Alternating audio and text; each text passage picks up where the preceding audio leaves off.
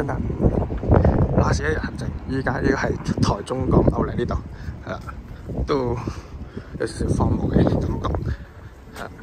咁我哋入去行下，跟住就走啦，行一行，係咯，都幾大。哇！有個遊覽車喎。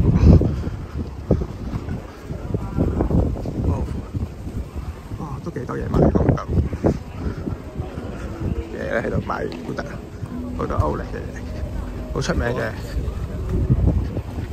品牌都喺度有得賣，超大。哇！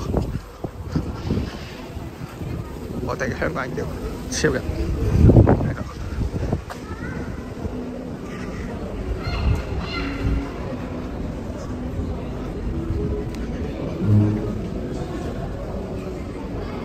好大啊！啱先睇咗佢地圖就話可以夠行幾個鐘，跟住就上飛機。我諗都會預啲時間，係。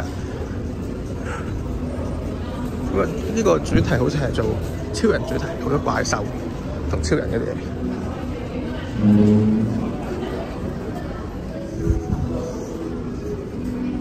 好，前邊就係日本美食商品展。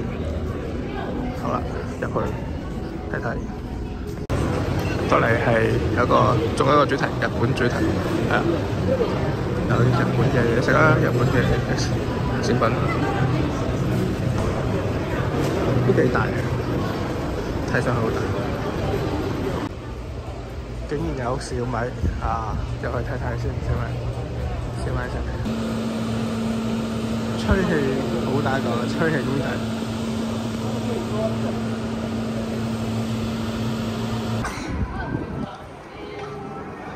摩天輪好超正，睇個 view 應該好靚。